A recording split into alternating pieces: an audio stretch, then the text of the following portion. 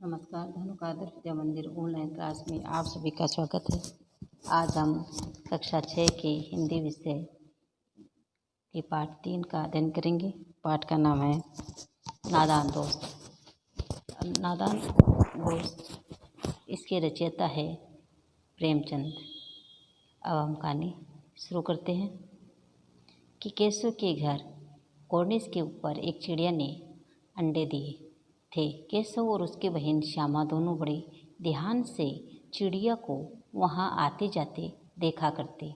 सवेरे दोनों आंखें मलते कॉर्निस के सामने पहुँच जाते और चिड़ा और चिड़िया दोनों वहाँ बैठा पाते तो उनको देखने में दोनों बच्चों को न मालूम क्या मज़ा मिलता। दूध और जलेबी की सुध भी न रहती थी।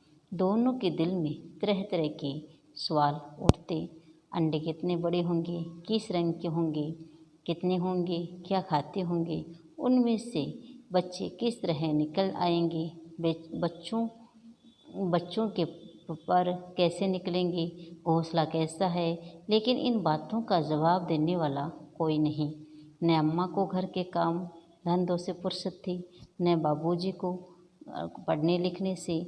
अब दोनों बच्चे आपस ही में सवाल जवाब करके अपने दिल को तसल्ली दे दिया करते थे। श्यामा कहती, क्यों भैया, बच्चे निकल कर फुर से उड़ जाएंगे। केशव विद्वानों जैसे गर्व से कहता, नहीं रे पगली, पहले पर निकलेंगे कि पहले पंख निकलेंगे।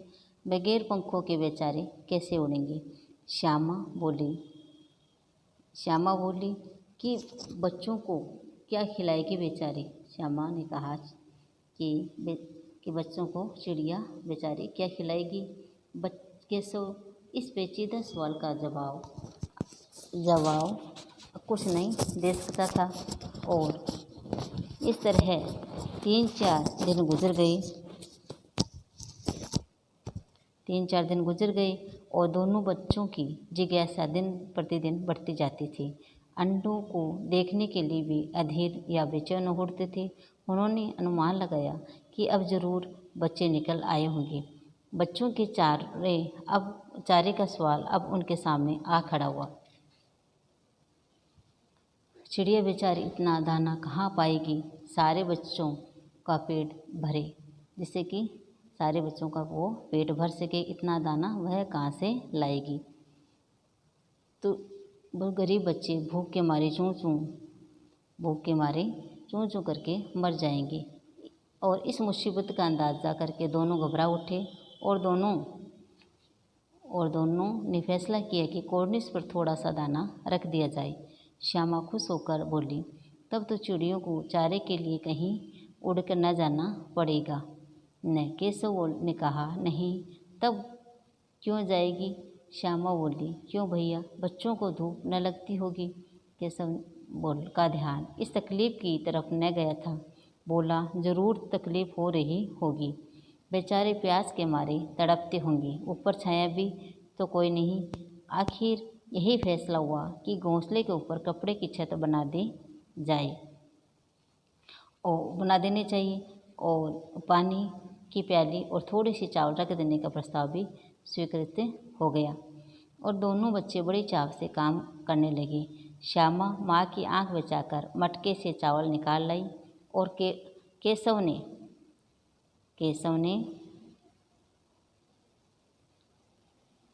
चावल बचा कर ले आई और केशव ने पत्थर की प्याले का तेल चुपके से ज़मीन पर गिरा दिया और उसे खूब साफ करके उसमें पानी भरा। अब चांदने के लिए कपड़ा कहाँ से आए, फिर ऊपर बगैर छड़ियों के कपड़ा ठहरेगा कैसे और छड़ियाँ खड़ी होगी कैसे।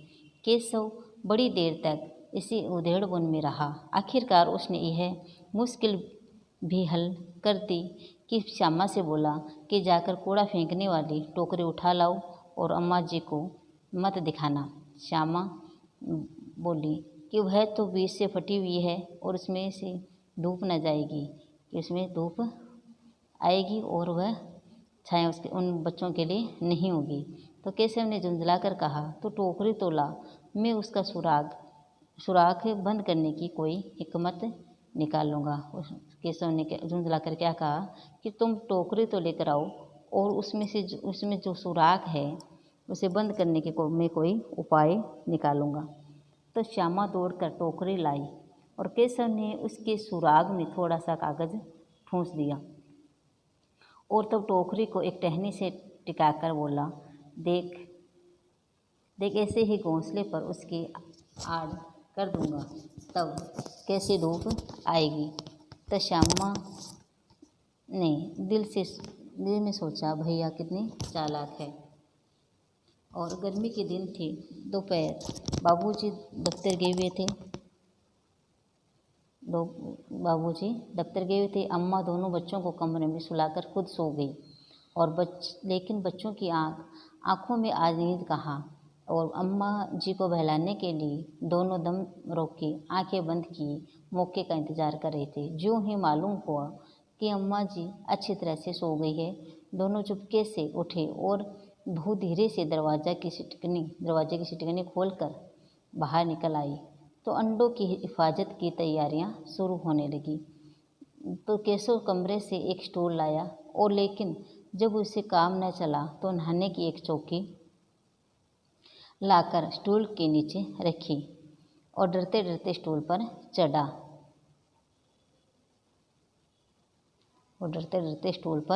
चढ़ा और श्यामा दोनों हाथों से स्टूल पकड़े हुई थी। स्टूल की चारों टांगें बराबर न होने के कारण जिस तरफ ज़्यादा दबाव पाता था जरा सा हिल जाता था। तो उस वक्त केशव को कितनी तकलीफ उठानी पड़ती थी यह उसी का दिल जानता था। दोनों हाथों से कोर्निस पकड़ लेता और श्यामा को दबी आवाज़ में डांटता, अच्छी तरह पकड़, नहीं वरना उतर कर बहुत मारूंगा। मगर बेचारी श्यामा का दिल तो ऊपर कोर्निस पर था। बार बार उसका ध्यान उधर चला जाता और हाथ ढीले पड़ जाते। केशव ने जो ही कोर्निस पर हाथ रखा तो दोनों चिड़ियाँ उड़ गई।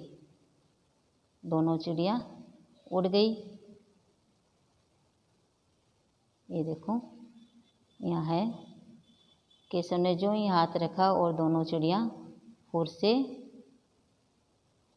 उड़ गई।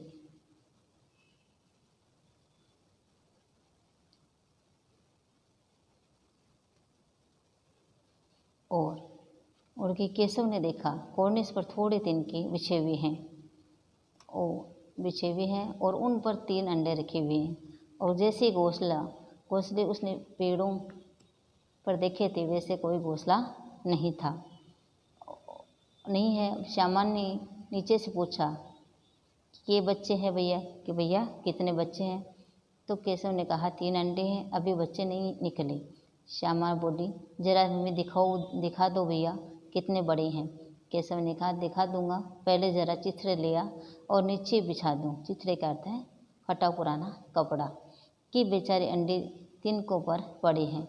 श्यामा दौड़कर अपनी माँ के पुराने धोती फाड़कर एक टुकड़ा लाई और केशव ने झुककर कपड़ा ले लिया और उसकी कई तह करके उसने एक गद्दी बनाई। उसे तिनकों पर बिछाकर 3 अंडे धीरे से उस पर रख दिए। श्यामा ने फिर कहा हमको भी दिखा दो भैया।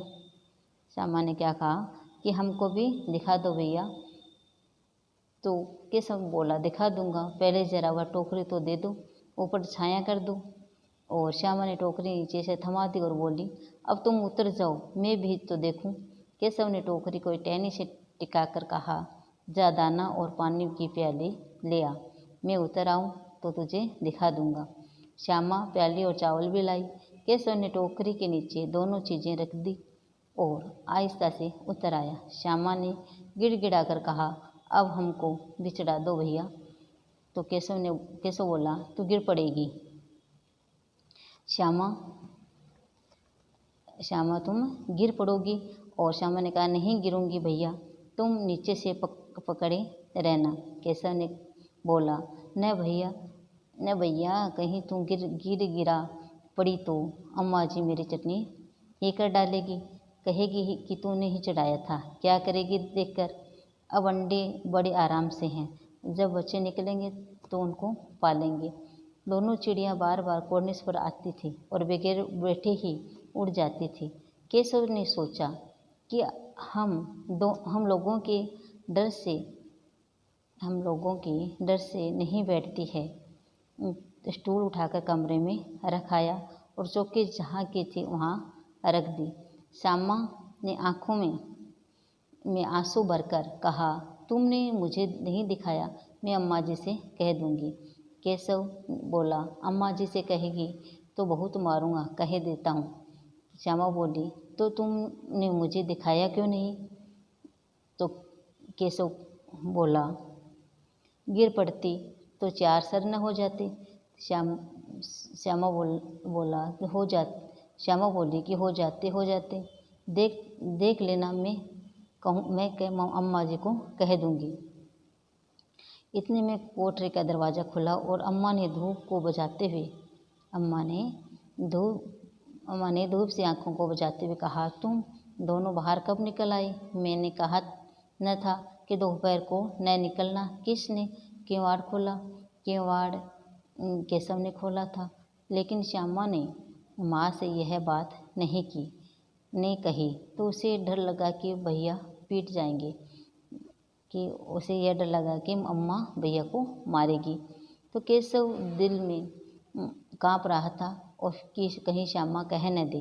अंडे न दिखाए थे, इससे अब उसको श्यामा पर विश्वास न था। श्यामा सिर्फ मोहब्बत के मारे चुप थी या इस कसूर में हिस्सेदार होने की वजह से चुप थी, इसका फैसला नहीं किया जा सकता। शायद दोनों ही बातें थी कि वह श्यामा पर विश्वास कैसे करे, कि वह या तो इस डर से चुप थी कि कहीं अम्मा को पता नहीं चले कि वह भी हिस्सेदार थी, या भाई के प्यार के कारण वो चुप थी।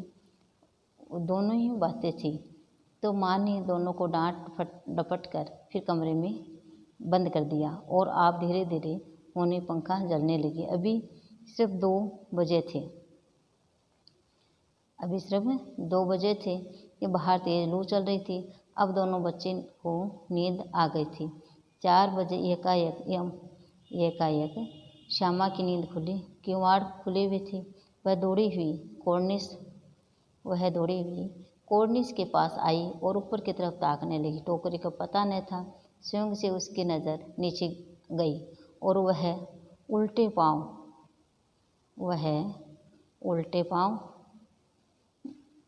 दौड़ती हुई कमरे में जाकर जोर से बोली, भैया अंडे तो नीचे पड़े हैं, बच्चे उड़ गए हैं। केशव घबराकर उठा और दौड़ा हुआ बाहर आया तो देखता है कि तीनों अंडे नीचे टूटे पड़े हैं। बाहर क्या देखता है कि तीनों अंडे नीचे टूटे पड़े हैं और बच्चे उड़ गए।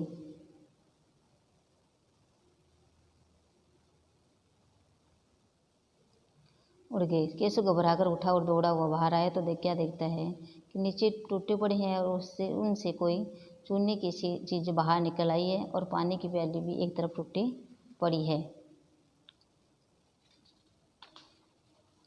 उसके चेहरे का रंग उड़ गया और सहमी हुई आंखों से जमीन की तरफ देखने लगा। और श्यामा ने पूछा, बच्चे कहाँ उड़ गए भैया?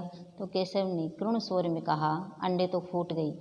तो श्यामा बोली, और बच्चे कहाँ गए? केशव ने कहा, तेरे सर में देखते नहीं है, अंडों में से उजला उजला पानी निकल आया है, वही तो 2-4 दिनों में बच्चे बन जाते। तो माँ ने सोटी हाथ में लिए हुए पूछा कि तुम दोनों वहाँ धूप में क्या कर रहे हो? श्यामा ने कहा, अम्मा जी, चिड़िया के अंडे टूट पड़े हैं। माँ ने आकर टूटे हुए अंडों को देखा और गुस्से से